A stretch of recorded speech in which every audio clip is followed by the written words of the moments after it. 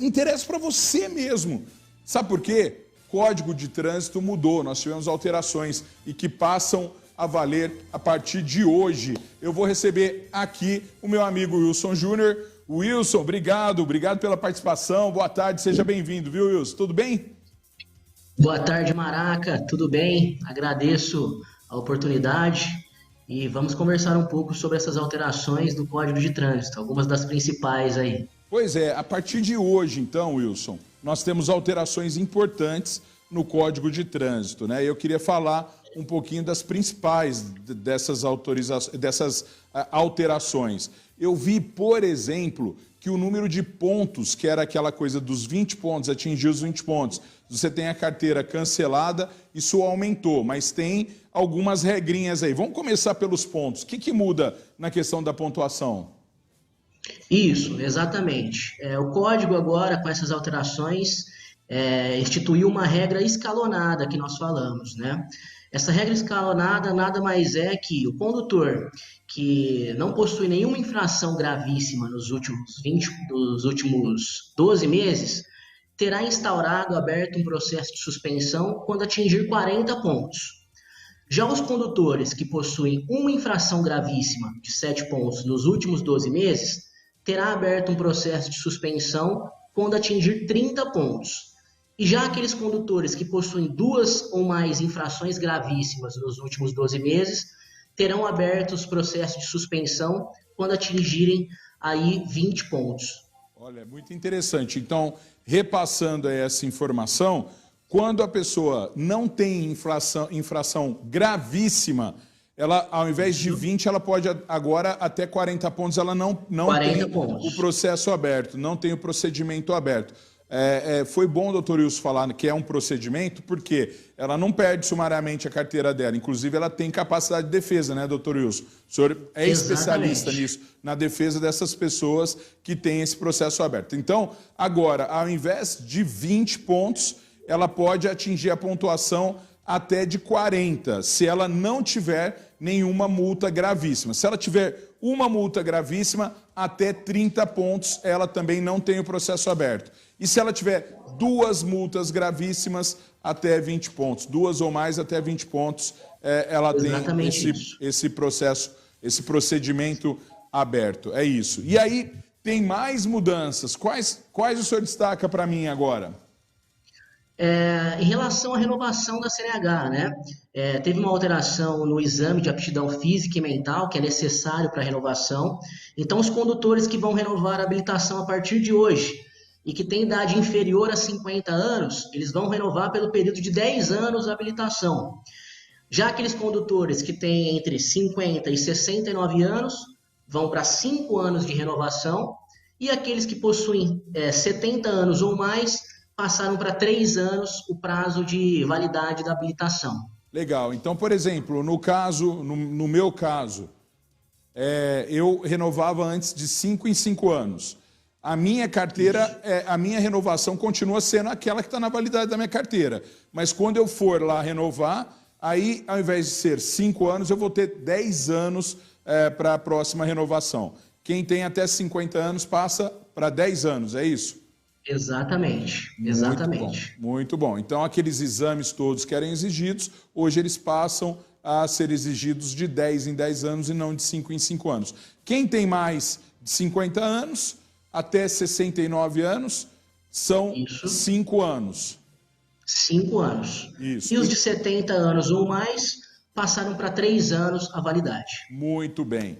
Essa também é uma notícia que interessa para muita gente. Agora, continuando nessa questão das mudanças, eu vi que aquela questão porque no Brasil, doutor, tem muita coisa que vai e volta. Eu lembro do kit de primeiros socorros. Olha, é obrigatório, todo mundo foi lá e comprou, depois não era mais obrigatório. Depois teve a questão dos extintores nos veículos, né? Todo mundo foi, comprou, se adaptou.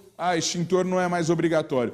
E depois teve a questão do farol, ligar o farol nas estradas. O farol nas estradas não era obrigatório, virou, depois não virou. Hoje, virou obrigatório de novo? É obrigatório andar com a luz baixa ali na estrada? Como que funciona?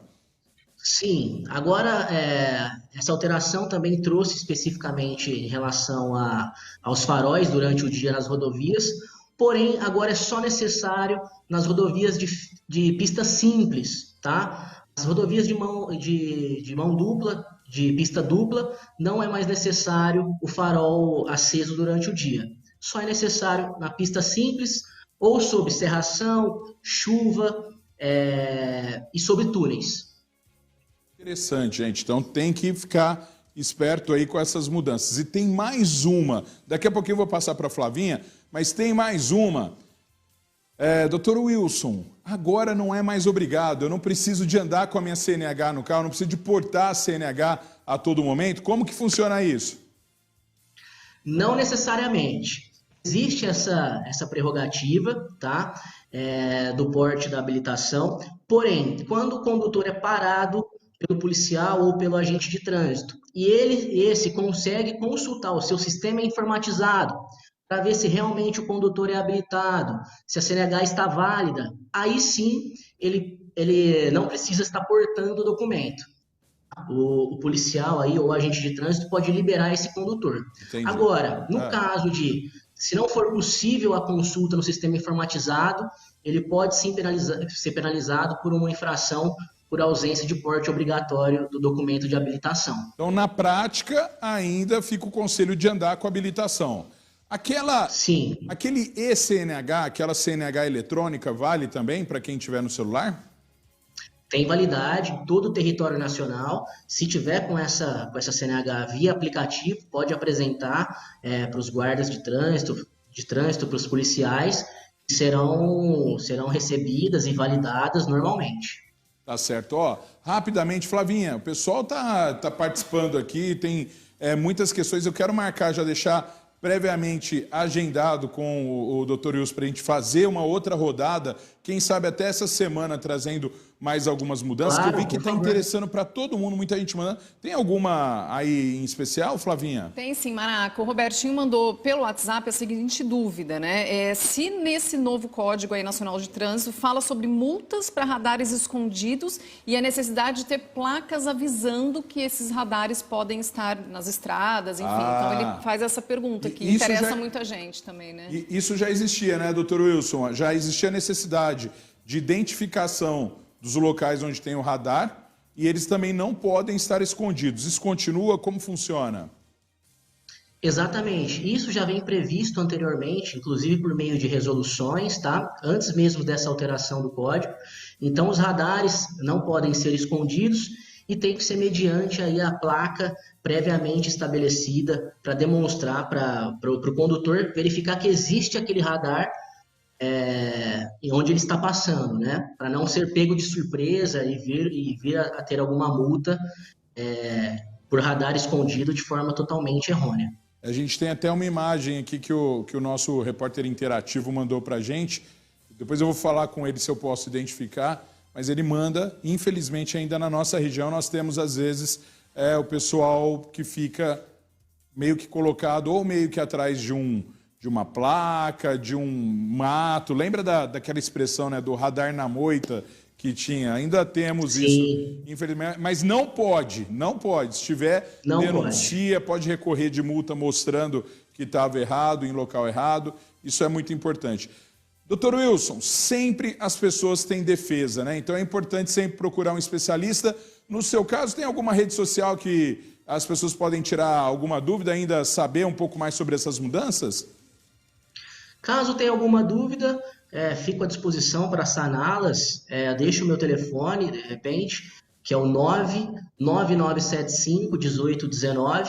Essa é uma situação nova, né? Umas alterações totalmente novas, instituídas a partir de hoje. Então, sempre fica alguma coisa. Não é possível a gente abordar totalmente as alterações pelo pouco espaço de tempo. Mas, se tiver alguma dúvida, claro, fico à disposição ou procure qualquer advogado da sua confiança para tratar do assunto. Muito bem, muito obrigado, doutor Wilson Schiavi Júnior. Muito obrigado, doutor Wilson. Vamos participar mais vezes, tá bom? Grande abraço. Vamos sim, um abraço.